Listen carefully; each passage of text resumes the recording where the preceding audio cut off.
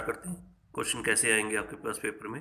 कल मैंने आपको सब हेडिंग सब हेडिंग बता दिए थे और क्वेश्चन स्टार्ट करने से पहले आप अच्छी तरह थोड़ा सा इसको याद करना, याद करने के बाद ही, लर्न करने के बाद ही आप इसको स्टार्ट करना, ठीक है। जैसे क्वेश्चन सेकंड से स्टार्ट करूँ चैप्टर को।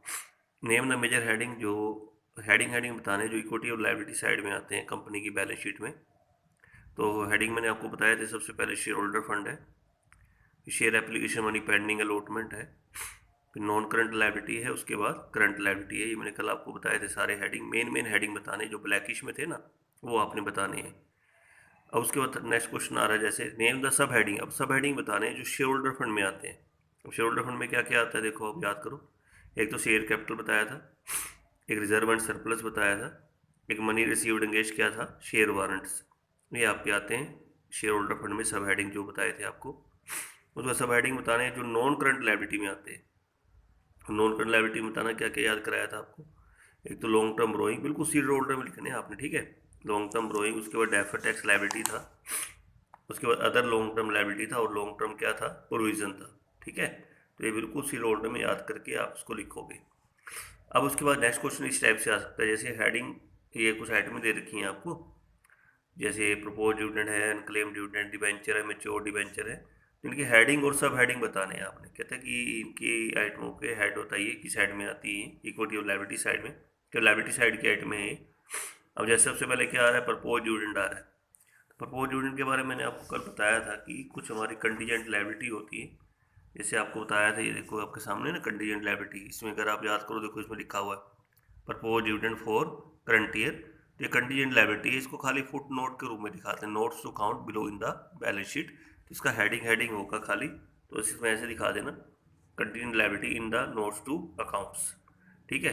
तो उसके बाद नेक्स्ट आ गया अनक्लेम डिविडेंड, अगर आपने याद कर रखो तो आप देख भी सकते हैं, ये हेडिंग करंट लायबिलिटी है और आता है अदर करंट लायबिलिटी में आता है, ठीक है। हेडिंग क्या रहेगा, करंट लायबिलिटी। मैं एक और आपको बता देता हूँ, देखो दिखा देता हूँ।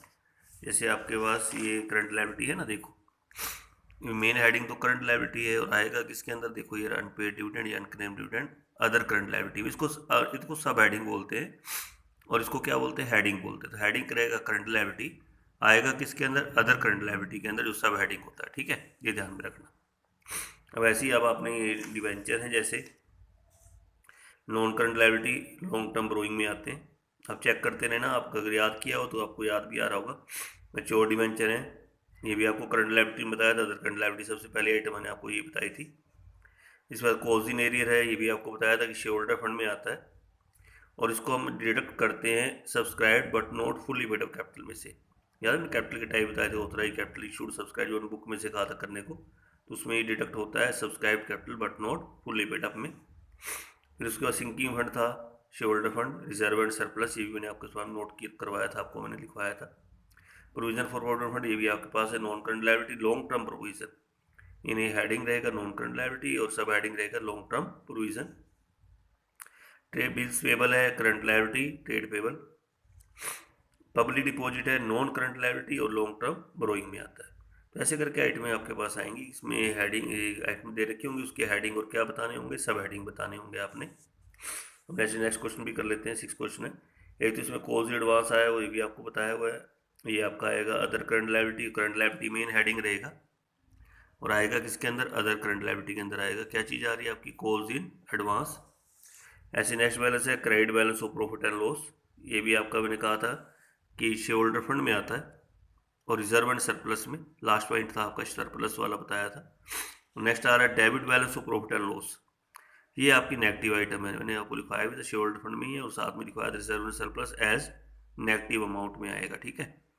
नेक्स्ट पॉइंट आ रहा है interest advance received from customer, ये भी आपके सामने करंट लायबिलिटी में है।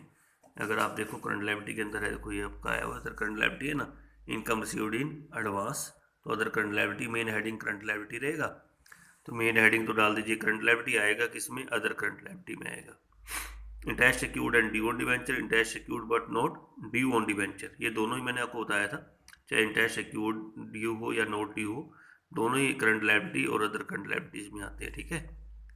और उसमें नेक्स्ट पॉइंट है area of fix cumulatory preference dividend, ये भी आपने कराया था, कल मैंने आपको बताया था कि जैसे आपके कुछ कंडीजन लायबिलिटी और कमिटमेंट होते हैं, तो उसके अंदर मैंने आपको इसमें आइटम बताई थी, देखो एरियर ऑफ डिविडेंड और कम्युनिटी प्रेफरेंस शेयर, तो कमिटमेंट है ये, तो इसको खाली कमिटमेंट में दिखाना है ऐसे करके इन नोट्स टू अकाउंट्स में, ठीक है। फिर provision for employ benefit, non current liability, long term provision, ये आपका रहेगा इसके अंदर। तो ये उसके बाद नेक्स्ट क्वेश्चन पे जैसे आ जाते हैं हम, ये तो लायबिलिटी से रिलेटेड क्वेश्चन थे। अब जैसे असेट से रिलेटेड क्वेश्चन आ रहे हैं, जैसे नेबर major heading which the asset side of a company balance sheet is organise and presented, 8th question है। तो असेट्स की हेडिंग बताने, नॉन करंट असेट्स और क्या होते हैं, करंट असेट्स होते हैं। उसके बाद सब हेडिंग बताने, वही आइटम जैसे इसके सब हेडिंग बताने जो नॉन करंट असेट्स में आते हैं। तो नॉन करंट असेट्स में फिक्स असेट्स आते हैं, नॉन करंट इन्वेस्टमेंट है, डेफर्ड टैक्स असेट्स है, लॉन्ग टर्म लोन एडवांसेज है और अदर नॉन करंट, मतलब सब हेडिंग बताने हैं जो नॉन करंट असेट्स में सब हेडिंग आते हैं, ठीक है, वो आपने बताने हैं। ऐसा क्वेश्चन आपके पास आ सकता है। तो नेक्स्ट क्वेश्चन है, जैसे अभी आइटम में आ गई, फिर इसके हेडिंग और क्या बताने, सब हेडिंग, जैसे डेटर हैं, अब डेटर करंट असेट्स में आते हैं और ट्रेड रिसीवेबल ये आपका सब हेडिंग है। उसके बाद पेटेंट ट्रेडमार्क, ये भी नॉन करंट असेट्स, और फिक्स असेट्स इंटेंजिबल असेट्स में आएंगे आपके पास ये। उसके बाद शेयर इन डीसीएम लिमिटेड, कोई भी किसी कंपनी के पैसे शेयरों में इन्वेस्ट करेंगे तो इन्वेस्टमेंट होती है, नॉन करंट इन्वेस्टमेंट। तो share in DCM limited non current assets और आएगी इसके अंदर नॉन करंट इन्वेस्टमेंट में आएगी। नेक्स्ट है बी आर है, तो करंट असेट्स ट्रेड रिसीवेबल में डेटर बी आर दोनों उसमें आते हैं।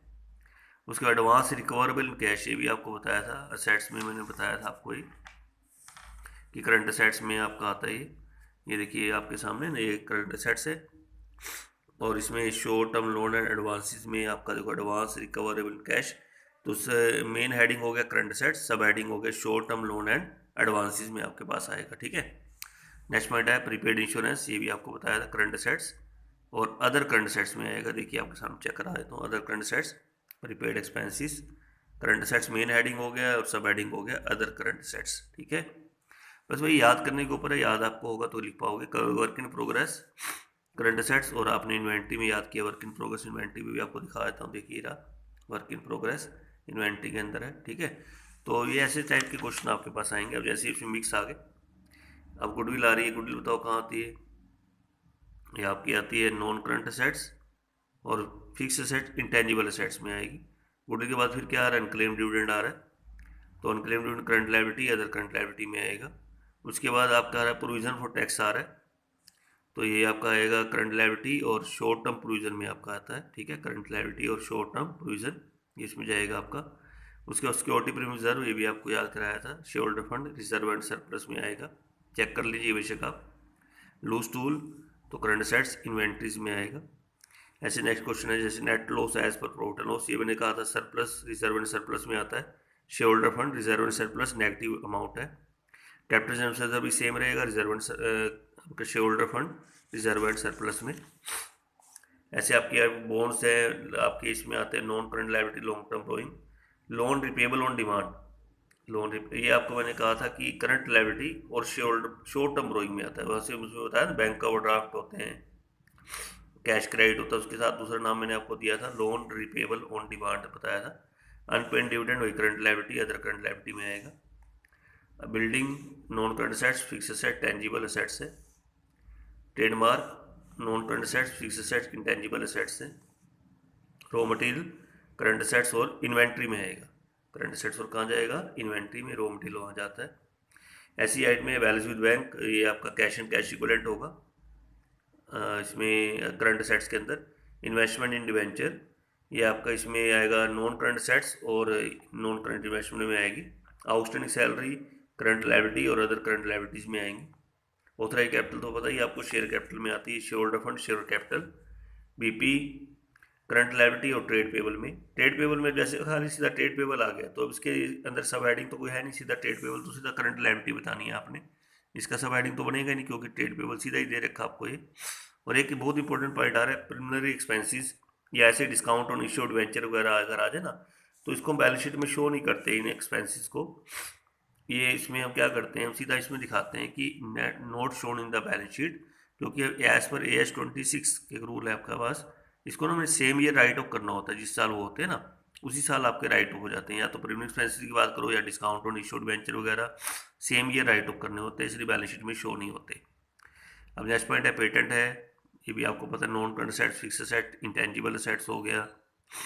फिर आगे patent being developed by company. अब पेटेंट जो पूरा बना नहीं है, तैयार नहीं हुआ, डेवलप हो रहा है, तो आप कहते हैं non current asset, fix asset, intangible assets under development.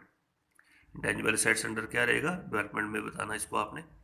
Loan repayable demand अभी बताया था, ये लोन वाला पॉइंट आपका आया था यहाँ पे, ये वाला पॉइंट है वही। Non current liability short term borrowing में। कंप्यूटर एंड रिलेटेड इक्विपमेंट आपके non current assets, fix asset, tangible हो जाएंगे। गुड्स एक्वायर फॉर ट्रेडिंग है, तो ये भी आपको बताया था कि करंट एसेट्स और इन्वेंट्री में आप इसको शो करेंगे, ठीक है। तो ऐसे ही नेक्स्ट क्वेश्चन में भी हेडिंग सब हेडिंग है, कॉल्स एडवांस है, एक्यूड इंटरेस्ट भी आपको इसी में ही आता है जहाँ कॉल्ड एडवांस आता है। प्रोविजन रिटायरमेंट बेनिफिट आपके लॉन्ग टर्म प्रोविजन में आते हैं। Store and spare part inventory में आएगा। Current assets inventory. Short term loan and advance काट देना, खाली शॉर्ट टर्म लोन है ये, तो शॉर्ट टर्म लोन भी आपको बताया था, इसमें आता है आपका शॉर्ट टर्म लोन जाएगा इसके अंदर करंट लायबिलिटी में, और शॉर्ट टर्म बोरोइंग में जाता है, ठीक है। एडवांस नहीं होगा इसमें साथ में। एक कैपिटल वर्क इन प्रोग्रेस है, non current assets, fix assets main है, वो है आपका ये, तो heading capital work in progress वाला। Design, non current assets, fix assets, intangible हो गया आपका ये। तो ये सब आपको ऐसे ही करने हैं, जो हेडिंग है सब हेडिंग सब आप बताते जाएंगे। जैसे ये भी आपको क्वेश्चन 17 भी ऐसे दिया हुआ है, जनरल रिजर्व दे रखा है, सब्सिडी रिजर्व दे रखा है, तो सब जनरल रिजर्व जाए वहीं यही सब्सिडी रिजर्व जाएगा, यानी कि share holder fund, reserve and surplus में। अब जैसे अनकॉल लायबिलिटी में पार्टली पेड शेयर है, ये आपकी कमिटमेंट है, ध्यान रखना, उसमें आपने याद किया हुआ है, ठीक है। ऐसे भी नेक्स्ट 18 क्वेश्चन हो गया, कॉल्स इन एरियर है, कॉल्स इन एडवांस है, शेयर फॉर पिक्चर आपका शेयर कैपिटल में जाता है, share holder fund share capital में, sinking fund share holder fund, reserve and surplus में। कंडीशन लायबिलिटी तो खैर ऐसी फुट नोट में रूप में दिखाओगे आप यहाँ पे, foot note, notes to the accounts. ऐसे नेक्स्ट क्वेश्चन है, तो इसमें भी जो भी आइटम आपको लगती है, कोई अगर प्रॉब्लम आती है मुझसे पूछ लेंगे, जैसे डिस्काउंट वगैरह है, ये भी उसी में 26 के अकॉर्डिंग सेम ईयर आइटम हो जाते हैं। जैसे प्रीलिमिनरी एक्सपेंसेस के बारे में बताया था ना, वैसे आपका डिस्काउंट के बारे में ये सब आपने पॉइंट पहले कर रखे हैं। इंटरेस्ट एक्यूड ऑन इन्वेस्टमेंट, ये करंट असेट्स में आता है, अदर करंट असेट्स में एक्यूड इनकम हो गई। ये भी पॉइंट आपके सारे वही। मनी शेयर ऑप्शन आउटस्टैंडिंग आपका share holder fund, reserve and surplus में जाएगा। कंप्यूटर है, कंप्यूटर सॉफ्टवेयर तो इंटेंजिबल हो गया, कंप्यूटर आपका टेंजिबल हो गया। बिल्डिंग टेंजिबल, और बिल्डिंग अंडर कंस्ट्रक्शन क्या हो गई, ये हो गई फिक्स एसेट्स और कैपिटल वर्क इन प्रोग्रेस, क्योंकि अभी बनी नहीं है, अंडर कंस्ट्रक्शन है, तो इसको डालना है fix asset, non current assets, fix assets, capital work in progress में करना है, ठीक है, ध्यान रखना।